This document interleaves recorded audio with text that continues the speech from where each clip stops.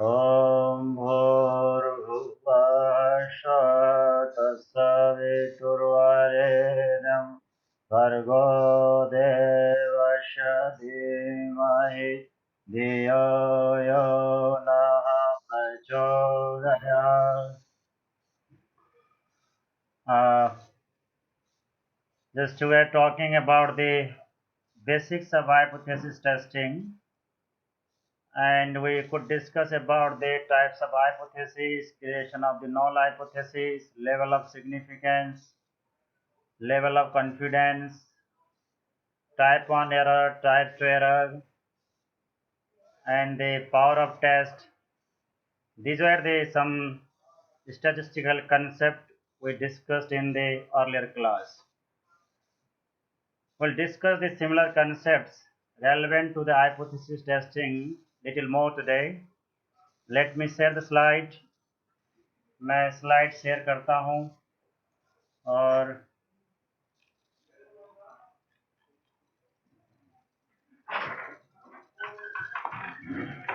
आगे बढ़ते हैं.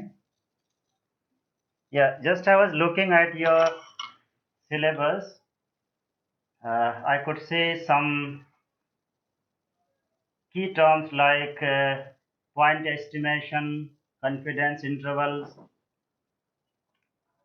Let's go at what exactly point estimation stands for. Point estimation is the sample statistics to be used for the estimation of the population parameter. Let me cite an example. It will go for sampling and collect the data, and you will further analyze it. Your concern is to make the prediction of the population parameter. जब आप sample को चयन करते हैं, उससे आंकड़ाओं को संकलन करते हैं, फिर उस आंकड़ा को विश्लेषण करते हैं, तो आपका मूल उद्देश्य होता है कि पॉपुलेशन के बारे में अनुमान लगाना. इसका साधारण का मतलब ये है कि आपने सैंपल से जो मीन निकाला उसके आधार पे पॉपुलेशन मीन के बारे में अनुमान लगाना.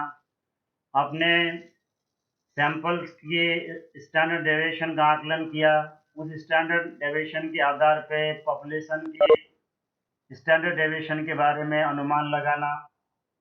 तो दिस यहाँ पे जो सैंपल मीन है वो पॉपुलेशन मीन के लिए पॉइंट एस्टिमेशन है.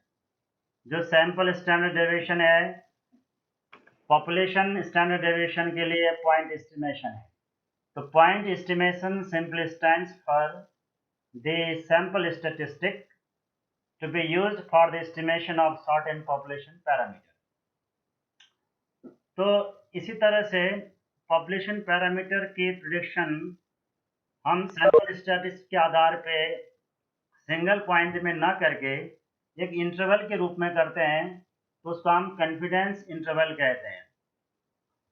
Confidence interval stands for a parameter is a random interval constructed from data in such a way that the probability that the interval contains the true value of the parameter can be specified before the data are collected. इसका मतलब ये है कि जैसे मान लीजिए आपने sample statistic यानी सैंपल से मीन निकाला 25. अगर आप कहते हैं कि पॉपुलेशन मीन 25 होगा, या तो ये आपका पॉइंट एस्टिमेशन है. अगर आप ये कहते हैं कि पॉपुलेशन का जो मीन है 25 के इर्द गिर्द होगा, यानी मिनिमम 23 तक, मैक्सिमम 26 तक, यानी if you generate the interval around the sample statistic to predict the population parameter, then it is called the confidence interval. यानी सैंपल स्टैटिस्टिक्स के आधार पे आप एग्जैक्ट पॉइंट ना बता के एक रेंज बताते हैं, इस रेंज में पॉपुलेशन पैरामीटर एग्जिस्ट करता है, तो उसको हम कॉन्फिडेंस इंटरवल कहते हैं. सैंपल स्टैटिस्टिक के आधार पे जो पॉपुलेशन पैरामीटर एस्टिमेट करने के रूल है, प्रोसीजर है, उसको हम एस्टिमेटर कहते हैं. Let me repeat once more. Estimator is the procedure, a rule of guessing population parameter on the basis of sample statistic. Let's go ahead. When we create the confidence interval, mostly we presume the level of significance 0.05, 0.01, and it may be lesser than that too. और ये confidence interval जब हम बनाते हैं किसी sample statistics को लेकर, तो लेवल ऑफ सिग्निफिकेंस 0.05 लेते हैं, 0.01 लेते हैं, इससे कम भी हो सकता है। मैंने आपको कल की क्लास में बताया था कि जब हम सॉफ्टवेयर रन करते हैं तो लेवल ऑफ सिग्निफिकेंस जितना एग्जैक्ट है उतना सॉफ्टवेयर हमें दे देता है, उसके आधार पर हम कॉन्फिडेंस इंटरवल बनाते हैं। मैंने आपको इससे पहले की क्लास में हाइपोथेसिस, उसमें भी विशेष रूप से नॉल हाइपोथेसिस और नॉल हाइपोथेसिस के अल्टरनेटिव हाइपोथेसिस के बारे में बता दिया है। Late me repeat one point hereby again. Any alternative hypothesis should be converted into null form for its statistical testing. Without converting into null form, we cannot think of hypothesis testing. तो knoll hypothesis की हमेशा testing होती है, और knoll hypothesis के 3 alternative hypothesis होते हैं। उसमें 2 टेल होते हैं, एक 1 टेल होता है। कल की क्लास में मैंने आप इससे पहले की क्लास में फोकस करके बता दिया था। तो दोस्तों ये भी मैंने आपको इससे पहले की क्लास में बताया था कि जब हमारी नॉल हाइपोथेसिस ट्रू है और ट्रू नॉल हाइपोथेसिस को हम एक्सेप्ट करते हैं तो डिसीजन राइट होता है, एरर की कोई चांसेस नहीं है वहाँ पे। और ट्रू नॉल हाइपोथेसिस को हम रिजेक्ट करते हैं तो वहाँ डिसीजन गलत होता है। इसी गलत डिसीजन को हम अल्फा एरर या टाइप 1 एरर कहते हैं। This is again level of significance, इसी को लेवल ऑफ सिग्निफिकेंस भी कहते हैं। और ट्रू नॉल हाइपोथेसिस को अगर हम रिजेक्ट करते हैं तो वहाँ पे डिसीजन गलत होता है। इस डिसीजन को हम टाइप 2 एरर या बीटा एरर कहते हैं। अगर हम फॉल्स नॉल हाइपोथेसिस को रिजेक्ट कर देते हैं तो डिसीजन राइट होती है, तो there is no point of committing error. So the type 1 error, alpha error, a level of significance is the probability of committing true, probability of rejecting true null hypothesis, whereas type 2 error is the probability of accepting false null hypothesis. And alpha type 1 error, that is same thing what I discussed in former slide. Beta type 2 error, yeah, and the power of test is equal to 1 minus beta. Conversely, the beta is equal to 1 minus power of test, right? A power of test stands for the probability of rejecting false null hypothesis. Power is the probability of rejecting false null hypothesis. Let me discuss some other important terms and concepts of hypothesis testing. They are exactly confidence interval and the effect size. In modern trend, when you will start writing the research paper and you will start reporting the statistical information in tabular form, most of the noted journals, good journals, and concerned editors ask for the reporting of confidence interval and the effect size in addition to the level of significance. Most of the past publications, just you could see the significance of statistical testing in terms of p-value. But in modern context, the good journals and the associate editors, reviewers ask you about the reporting of effect size too, right? What exactly effect size stands for is very important concept. Let me clarify it from further depictions and citations. थक गया मैं तो, थोड़ा सा खाया था, बाकी मैंने खाया। Hello. छक गया है तो।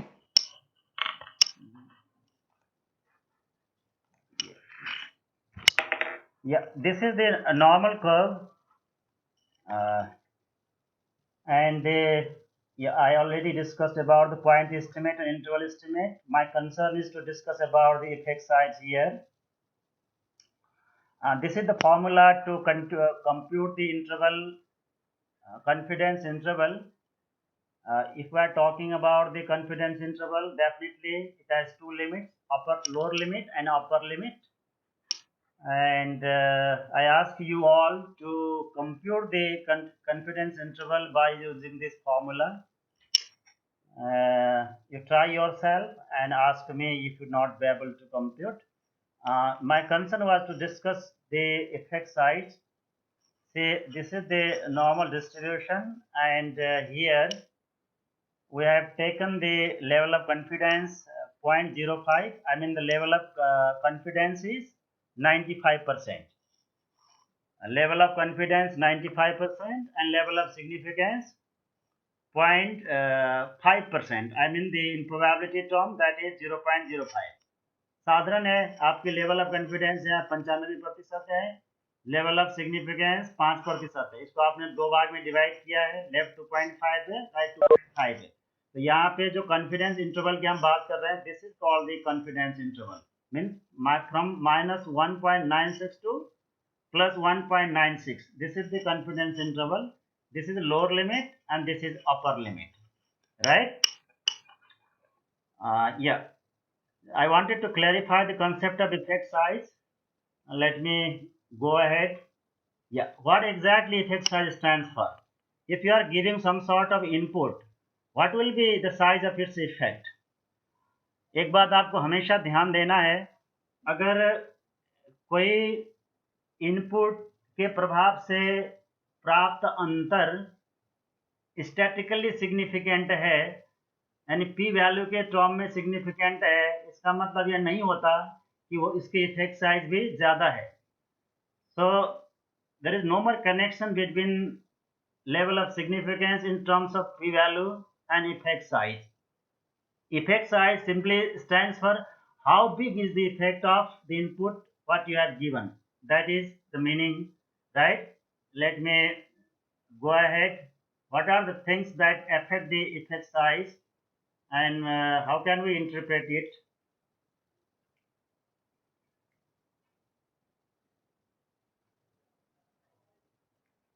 अब आप यहाँ पे देख सकते हैं effect size and mean difference. यहाँ पे ये शुरू में ये आपका प्री मीन है। We look at this distribution, that is the distribution before the intervention. आपने कोई चीज़ नहीं दिया है, शुरू में बेसलाइन डेटा लिया है, वहाँ मीन निकाला है, तो आपको इस तरह से कर्व मिला और ये मीन है। फिर आपने किस दिन के बाद या कुछ उसमें इनपुट दिया, योग कराया, तो यहाँ पे आया। This is the effect size. I think you are now getting clearly. this range, this difference is called the effect size. और आप ये दोनों को कंपेयर करिए, effect size and mean difference. इन दोनों में यहाँ पे जो ये मीन है और यहाँ पे ये मीन है, तो इसमें इफेक्ट साइज किसमें ज्यादा है बताइए? इसमें ज्यादा है, इसमें ज्यादा है? अब ऑफ कोर्स इसमें ज्यादा है। तो सर जब मीन डिफरेंस ज्यादा होता है, when there is more mean difference and the effect size will be always big. I mean the effect size always increases with the increase in mean difference. I mean the effect size is directionally proportional to the mean difference. अगर जिस mean के बीच हम compare करना चाहते हैं, उन दोनों के बीच में डिफरेंस ज्यादा है, तो इफेक्ट साइज हमेशा ज्यादा होगा। That is one factor of affecting the effect size. अब आप दूसरे में आ जाइए, ये effect size and standard deviation. अब आप देख लीजिए, इसमें और इसमें ये दो ग्राफ है, इसमें किसमें स्टैंडर्ड डेविएशन ज्यादा है? अगर आप दोनों ग्राफ को यहाँ पे कंपेयर करेंगे, तो किसमें ज्यादा है स्टैंडर्ड डेविएशन इसमें है या इसमें है? आपके पहले वाले फिगर में स्प्रेड ऑफ स्कोर्स ज़्यादा है. If we'll compare the scatteredness of the scores between two figures, you clearly can see the more variation, more spread of the scores in the first figure. इसमें ज़्यादा है. तो आपको ये समझना चाहिए कि यदि स्टैंडर्ड डेविएशन ज़्यादा है, इसका मतलब इफेक्ट साइज कम होगा. अगर स्टैंडर्ड डेविएशन कम है यानी तो इफेक्ट साइज ज़्यादा होगा.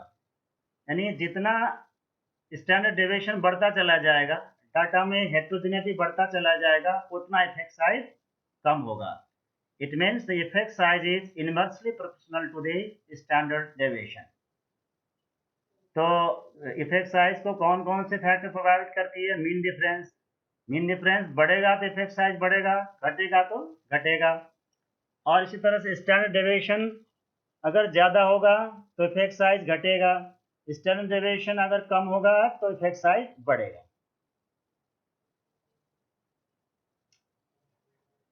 और आगे ये एक इफेक्ट साइज को कंप्यूट करने का फॉर्मूला है. हम इसको कोहेरेंस डी कहते हैं. That is the formula to estimate the effect size. It assesses the difference between means using standard deviation instead of standard error. तो आपने कभी हाइपोथेसिस टेस्टिंग के बारे में पहले पढ़ा होगा तो आपको पता होगा कि हाइपोथेसिस टेस्टिंग में जो हम फॉर्मूला यूज करते हैं, पर्टिकुलरली टी टेस्ट में टी इज इक्वल टू होता है mean difference by standard error of mean difference. But coherence D के कंप्यूटेशन में हम standard error of mean difference use नहीं करते, उसके जगह पे हम स्टैंडर्ड डेविएशन यूज करते हैं. तो Cohen's d is equal to mean difference by standard deviation. तो जहाँ पे हम दो ग्रुप की बात करते हैं, दो ग्रुप की मीन की डिफरेंस की बात करते हैं और हमें इफेक्ट साइज कंप्यूट करना होता है, तो वहाँ पे हम मीन डिफरेंस को स्टैंडर्ड डेविएशन से भाग करते हैं, डिवाइड करते हैं. ये कोहेरेंस का इंटरप्रिटेशन है. अगर किसी भी स्टडी में इफेक्ट साइज 0.8 है तो that is big enough. And अगर 0.5 करीब हम लेते हैं तो that is medium. This is not hard and fast rule but this is the statistical convention. And 0.5 is the medium effect size as interpreted by the Cohen's, and 0.2 is the small. When I was designing or funding research proposal just some days back to be submitted to DST, I considered the effect size 0.8 to justify the sample size, right? But you cannot select the effect size as you desire. That should be decided by reviewing the previous literatures and concerned studies. What I'm sharing, I think you are getting or not. Let me repeat once more. If you are computing the sample size, you are going to justify the sample size in your research study. First, you have to consider the effect size, and you have to give effect size as an input for the computation of the expected sample size. To decide the reasonable effect size, you have no freedom. You cannot choose the effect size as your one. You have to look at the concerned studies. You have to review the related studies and have to extract out the statistical information to decide the possible effect size of your study. तो जब आप कोई proposal बनाते हैं तो वहाँ पे effect size का निर्णय आप खुद स्वयं नहीं कर सकते हैं. आपको अपने स्टडी से संबंधित पुराने स्टडी को देखना होता है, उसमें कितना इफेक्ट साइज, उसमें से कितना इफेक्ट साइज आता है आपको निकालना होता है, उसके आधार पर आप तय करते हैं. तो मैं आपको यहाँ पे स्ट्रांगली समझाने की कोशिश कर रहा हूँ. आप अपने रिसर्च में सैंपल साइज का जस्टिफिकेशन करते हैं तो उससे पहले आपको इफेक्ट साइज तय करना होता है. You have to pre decide and determine the effect size on the basis of the published literatures in the area of your research, and this is one of the most important statistical information to be furnished for the computation of the sample size. तो दोस्तों मैं यहाँ पे आपको stress देके समझाने की कोशिश कर रहा हूँ। स्टैटिस्टिक्स में या रिसर्च में कोहेंस का बड़ा नाम है। उन्होंने जो मैथमेटिकल डेरिवेशन करी है उसके आधार पे 0.8 यानी 80% इफेक्ट है, तो that is strong effect. 0.5 means 50% effect है, that is mild effect, and 20% effect is the small. That is the concept of effect size. अगर इसके लिए हम एनपीसी ड्रॉ करते हैं दोनों स्टेज के लिए, अब हम मीन की कंपेयर कर रहे हैं तो दो अवस्था तो होंगे ना, कम से कम दो मेन होंगे। तो कर्व में 85 अगर 0.2% सॉरी 0.2 यानी 20% इफेक्ट साइज है तो कर्व में 85% ओवरलैप होगा। 50% इफेक्ट साइज है तो 67% ओवरलैप होगा। अगर मान लीजिए कि इफेक्ट साइज 80% है तो 53% ओवरलैप होगा। मैं आपको पुरानी स्लाइड फिर एक बार दिखाता हूँ। ओवरलैप का मतलब this is the overlap, right. तो जितना जितना ओवरलैप बढ़ता चला जा रहा है उतना उतना इफेक्ट साइज में कमी आ रही है। यानी the overlapping between two curves and the effect size are inversely proportional to each other. अगर कर्व के बीच में ओवरलैप ज़्यादा है तो इफेक्ट साइज कम होगा, अगर कर्व के बीच में ओवरलैप कम है तो इफेक्ट साइज बढ़ेगा। तो थोड़ा हम और आगे बात कर लेते हैं इफेक्ट साइज के बारे में। इन दिनों जितने भी मेटा एनालिसिस स्टडी होती है, सिस्टमेटिक रिव्यू हम करते हैं, ये सभी स्टडी में हमें हर स्टडी से संबंधित जो भी हम सोचते हैं कि स्टडी आपके थीसिस में या आपके रिसर्च रिपोर्ट में शामिल योग्य है, उन सभी पेपर की आपको इफेक्ट साइज एस्टिमेट करनी होती है, निकालनी होती है। फिर निकाल के आप कंपेयर करते हैं, कंपेयर करके फिर लास्ट में आप जिस्ट निकालते हैं। तो मैं आपको ये समझाने की कोशिश कर रहा हूँ कि in systematic review and meta analysis effect size of the paper is very important and that should be noted and analysed to reach the conclusion. Power की बात मैंने आपको कल बता दी थी, और पावर का मतलब ये है कि हम जो हमारी फॉल्स नल हाइपोथेसिस है उसको रिजेक्ट करने में कितनी % कॉन्फिडेंस है, यानी probability of rejecting false null hypothesis is called the statistical power. और पावर को निकालने के लिए हमें ये 3 स्टेप से गुजरना 3 स्टेप फॉलो करना होता है। यानी जो हमें पावर कंप्यूटेशन के लिए चाहिए वो स्टैटिकल डेटा है। यानी if we want to compute the power we need to know the population mean, population standard deviation, sample mean, sample size and standard error of mean difference. Let me repeat once more. Population mean, population standard deviation, sample mean, sample size and standard error of mean difference are needed in advance to calculate the statistical power. और इसके बाद जो हमें second step में हमें जाना होता है, determine a critical Z value and raw mean. In third step then we compute the power, the percentage of the distribution of the means for population 2. Population 2 means sample. The percentage of the distribution of the means for sample that falls above the critical value. तो आपको एक दूसरे भाषा में, दूसरे अंदाज में power को आप इस तरह से भी समझ सकते हैं, the percentage of the distribution of the means for sample that falls above the critical value. critical value के से ऊपर, यानी क्रिटिकल वैल्यू से ऊपर जितने % मीन्स लाई करते हैं उस % को हम पावर कहते हैं। और एक तो मैंने पावर की मीनिंग आपको पहले बता दिया, the probability of rejecting false null hypothesis, that is statistical power. और सैंपल साइज कंप्यूटेशन के लिए हमें इफेक्ट साइज भी चाहिए, पावर ऑफ टेस्ट भी पहले पता होना चाहिए, प्लस लेवल ऑफ सिग्निफिकेंस। और साथ साथ में आपको डिज़ाइन के बारे में भी पता होना चाहिए।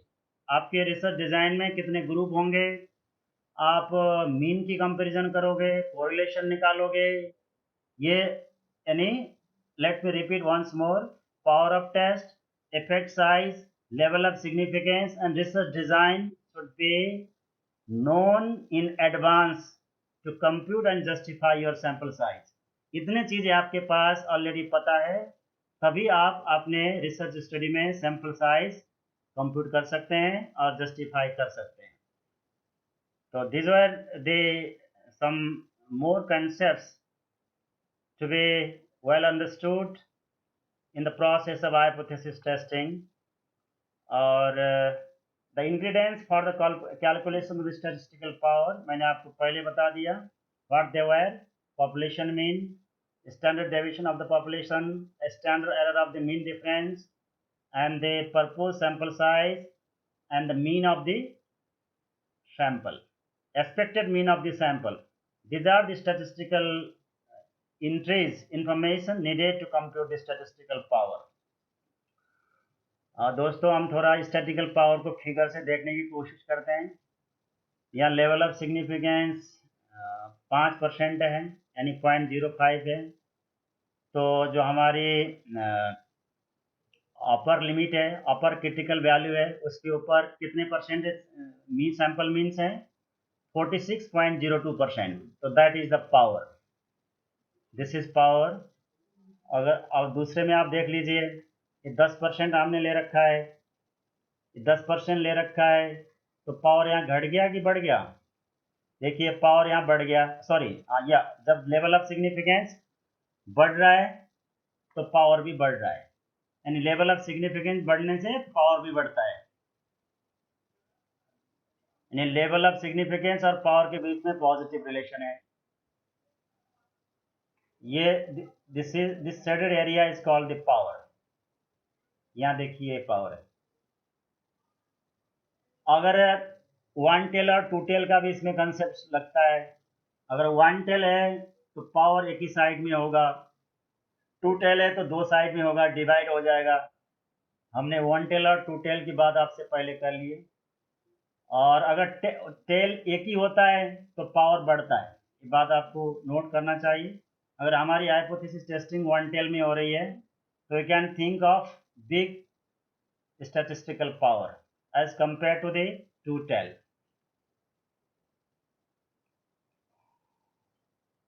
Increasing sample size और decreasing standard deviation. एक बात और आपको नोट करना चाहिए कि सैंपल साइज अगर बड़ा होगा तो पावर जब बड़ा होगा, यानी सैंपल साइज और स्टैटिस्टिकल पावर के बीच में पॉजिटिव रिलेशन है. Sample size and the power of test are positively related to each other.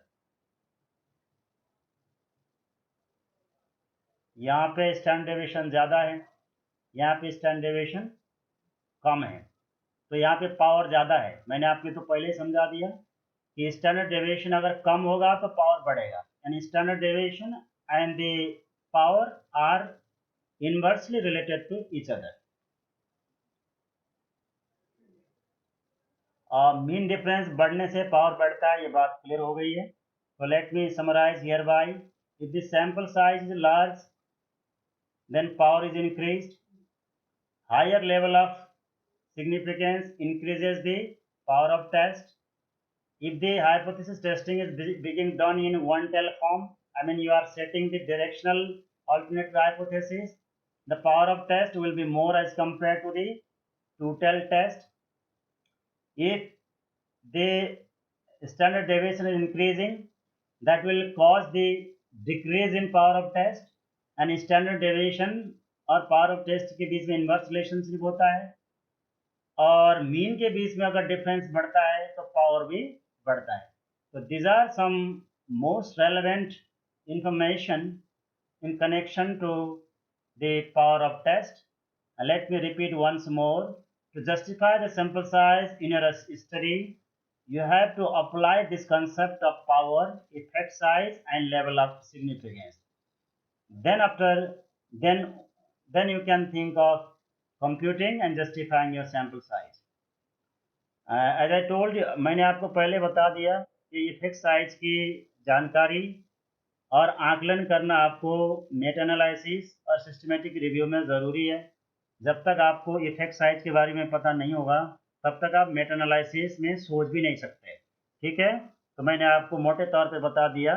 अगर आप किसी फील्ड में मेटा एनालिसिस कंडक्ट कर रहे हैं तो आपको अपने स्टडी से संबंधित रेलेवेंट पेपर को शॉर्ट आउट करना होता है।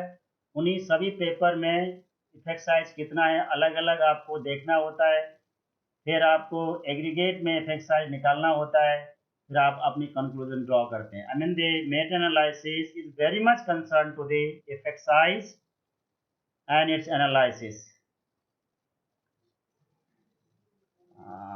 अब मैं मेटा एनालिसिस के बारे में आपको यहाँ पे ज़्यादा नहीं बताऊंगा। That is a part of research mythology.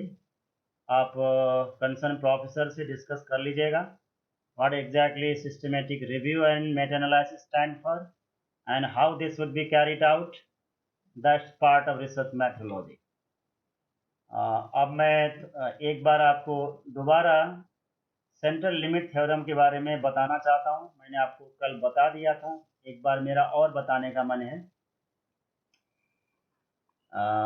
For the case where sampling is from a non-normally distributed population, we refer to an important mathematical theorem known as the central limit theorem. The importance of this theorem in statistical inference may be summarized in the following statement. ये मुझे अपनी भाषा में आपको समझाने दीजिए। अगर आप किसी नॉन नॉर्मल का मतलब जो पॉपुलेशन नॉर्मली डिस्ट्रीब्यूटेड नहीं है उसमें से सैंपल निकाल रहे हैं और उसमें से आप बिग सैंपल निकालते हैं। बिग सैंपल का मतलब क्या है? अगर स्टैटिकल सेंस में अगर सैंपल साइज 30 या 30 से कम है तो that is small sample size. अगर 30 से अधिक होता है तो उसको हम बिग सैंपल साइज कहते हैं। The population is non normally distributed means it's not following the pattern of NPC. NPC model को फॉलो नहीं करता, उसमें से आपको सैंपल निकालना है और जो आपने सैंपल निकाला उसका साइज बिगर है यानी बड़ा है। The concept is sample size approaches to infinity. मतलब इसका मतलब तो यह है कि सैंपल साइज जितना संभव बड़ा हो उतना ज़्यादा है। मैं आपको सेंट्रल लिमिट थ्योरम बता रहा हूँ।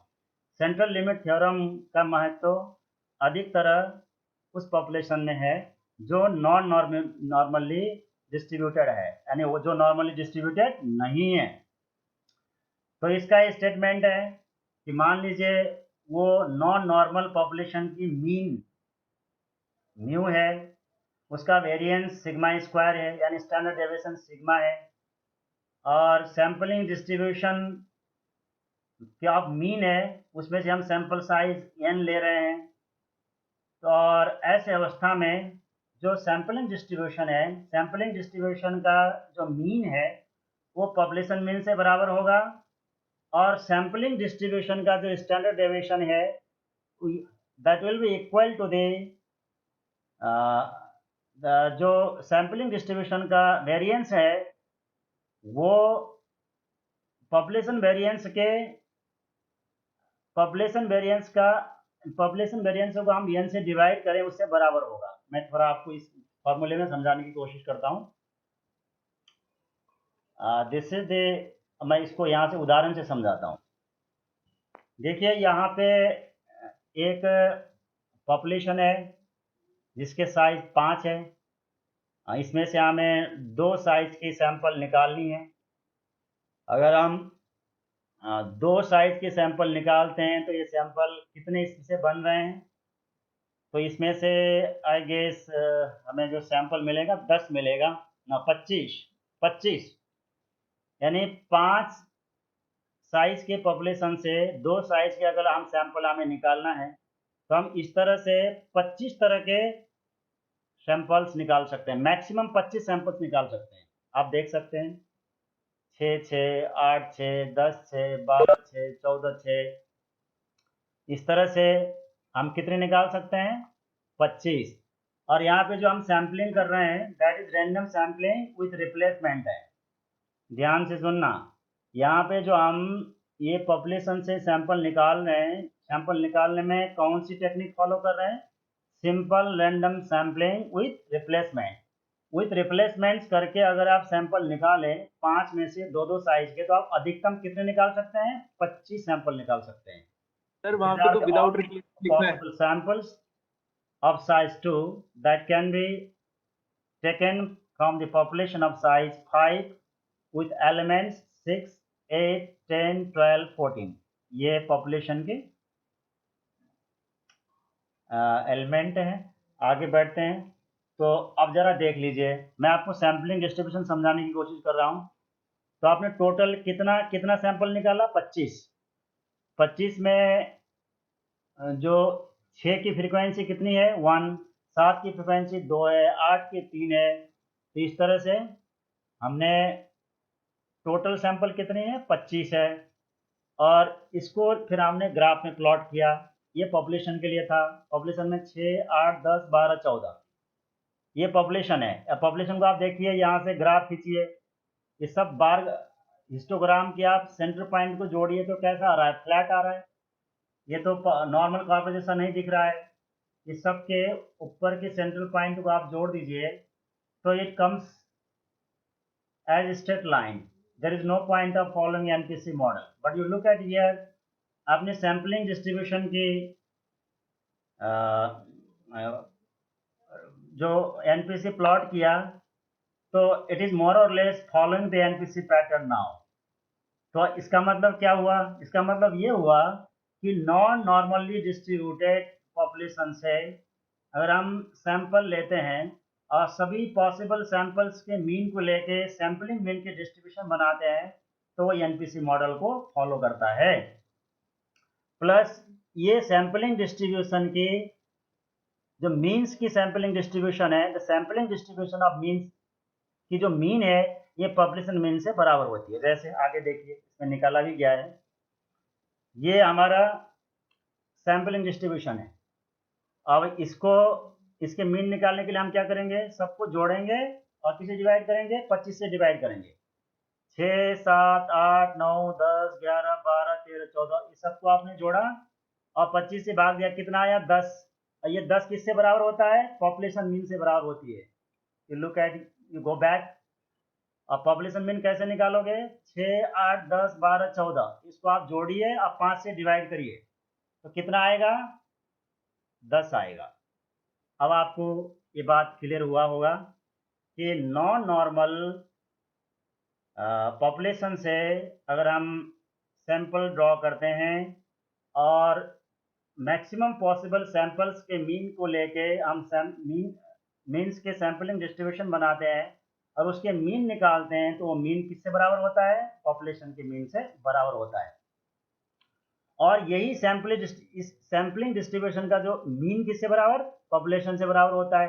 तो इसका स्टैंडर्ड डेविएशन किससे बराबर होता है? इसका स्टैंडर्ड डेविएशन इससे बराबर होता है। This is the standard deviation of the sampling distribution. This is equal to population variance by sample size. ये बात आप नोट कर लीजिए, बहुत महत्वपूर्ण कंसेप्ट है ये। The standard deviation of the sampling distribution is equal to, sorry, it's not standard deviation. The variance of the sampling distribution is equal to population variance by sample size. यहाँ population की variance कितनी थी? 8। ये हमारा population है। 6, 8, 10, 12, 14 इसमें से आप standard deviation निकालेंगे तो ये कितने आ रहा है? ये आ रहा है दोस्तों 4। और सॉरी, इट्स नॉट 4, ये 8 आ रहा है। पॉपुलेशन वेरिएंस 8 है और आपको स्टैंडर्ड डेविएशन निकालना है तो इसकी स्क्वायर रूट निकालनी पड़ेगी। तो आप पॉपुलेशन वेरिएंस को सैंपल साइज से डिवाइड कर देते हैं तो वो सैंपलिंग डिस्ट्रीब्यूशन का स्टैंडर्ड वेरिएंस हो जाता है। सैंपलिंग डिस्ट्रीब्यूशन की variance is equal to population variance by sample size. This is one of the most important information. And let me make one point hereby again. The standard error of mean, ये बात आप note कर लीजिए। जो sampling distribution का standard deviation है, this one, जो sampling distribution का स्टैंडर्ड डेविएशन है उसी को हम स्टैंडर्ड एरर ऑफ मीन कहते हैं। standard deviation of the sampling distribution is called the standard error of mean. और जब आप टी टेस्ट निकालते हैं या तो आप स्टैंडर्ड एरर के रूप में इसी का यूज करते हैं. तो this are the two important implication of the central limit theorem. ये जो हमारी टी टेस्ट है पैरामेट्रिक टेस्ट के अंतर्गत, ये सारे के सारे कंसेप्ट इसी से ड्राइव है. तो ये सेंट्रल लिमिट थ्योरम की आइडिया मैंने आपको दोबारा बता दिया और इसी के पॉइंट दोबारा यहाँ पे कंक्लूड किए गए हैं. When sampling is from a non normally distributed population, the distribution of the sample mean will possess the following properties. The distribution of the x will be normal, ये मैंने आपको समझा दिया. The mean of the sampling distribution will be equal to the mean of the population, and the variance of the distribution of the sampling distribution will be equal to the variance of the population variance divided by the sample size. These are the gist and the implication of the central limit theorem. ये मैंने आपको समझा दिया. और एक बात आपको और ध्यान देने की है, अगर मान लीजिए सैम्पलिंग विदाउट रिप्लेसमेंट है, ध्यान से सुनना, अगर सैम्पलिंग विद रिप्लेसमेंट है तो जब 5 साइज के पॉपुलेशन से हम कितने मैक्सिमम सैंपल्स ड्रॉ कर सकते हैं? 25. अगर आपकी सैम्पलिंग विदाउट रिप्लेसमेंट है तो हम केवल 10 ही निकाल सकते हैं. This is the formula derived from the combination to compute the maximum possible samples if you are not replacing the selected one. अब अगर आप सैंपल निकालते हैं उसमें दोबारा रिप्लेस नहीं करते हैं, विदाउट रिप्लेसमेंट कर रहे हैं, तो 5 साइज के पॉपुलेशन से आप मैक्सिमम 10 सैंपल निकाल सकते हैं. तो ऐसे स्थिति में जो आप सैंपलिंग डिस्ट्रीब्यूशन बनाएंगे तो वहाँ पे कितने मीन होंगे? 10 होंगे. तो यहाँ भी जो सैंपलिंग डिस्ट्रीब्यूशन का मीन आएगा वो पॉपुलेशन मीन से बराबर होता है, लेकिन इस एक केस में जो सैंपलिंग डिस्ट्रीब्यूशन का वेरिएंस है वो वेरिएंस को निकालने के लिए पहले के फार्मूले में स्लाइटली आपको एडजस्टमेंट करना पड़ता है. नॉर्मली जो सैंपलिंग डिस्ट्रीब्यूशन का वेरिएंस होता था वो क्या होता था? सिग्मा स्क्वायर, यानी population variance by sample size. लेकिन यहाँ पे एक केस लागू नहीं होगा, यहाँ पे आपको ये लगाना पड़ेगा. This is the correction. If we'll multiply the population variance and sample size by n minus n by n minus 1. n का मतलब population size, n का मतलब sample size. तो अगर आप सिग्मा स्क्वायर बाई n इस टर्म को n minus n by n minus 1 इस फ्रैक्शन से मल्टीप्लाई कर देते हैं, तब जाके ये सैम्पलिंग डिस्ट्रीब्यूशन का वेरिएंस बन पाता है. तो मेरे को दोबारा दोहरा के मैं आपको बता देता हूँ कि अगर सैम्पलिंग विदाउट रिप्लेसमेंट होगा तब आपको सैम्पलिंग डिस्ट्रीब्यूशन के वेरिएंस निकालने के लिए सिग्मा स्क्वायर बाई n को n minus n upon n minus 1 से मल्टीप्लाई करना पड़ेगा. अगर मान लीजिए आपका सैंपल विथ रिप्लेसमेंट है तो ये नहीं होगा, n minus n times n minus n by n minus 1 नहीं होगा, वो खाली सिग्मा स्क्वायर बाई n होगा. तो ये मैंने आपको पहले बता दिया. तो when sampling is without replacement from a finite population, the sampling distribution of x will have mean, mu and variance. Variance यहाँ पे ये होगा, ये विदाउट रिप्लेसमेंट के केस के लिए. ठीक है. तो दोस्तों ये हाइपोथेसिस टेस्टिंग्स के कुछ स्टैटिस्टिकल कॉन्सेप्ट और प्रिंसिपल और फॉर्मूले थे, आपको समझ में आया होगा. आगे हम स्टैटिस्टिकल टेस्ट के बारे में डिस्कस करेंगे और जिसमें 2 तरह के टेस्ट की कैटेगरी होंगे, non parametric and parametric test. तो कल की क्लास में हम यहाँ से बात आगे बढ़ाएंगे. And this is one of the most important content of your entire core coursework. You have been studying research methodology and different statistical and research concepts, but the final step is to analyze the data. For data analysis, either you have to apply non-parametric test or parametric test. And let me repeat once more, this is one of the most important content of your core coursework. And let us conclude today's session hereby. Thank you very much. Let me skip the shared slide and open the floor for queries. अगर आपको कुछ पूछना है तो आप मुझे पूछ सकते हैं. मैं यहाँ से इसको हटा रहा हूँ.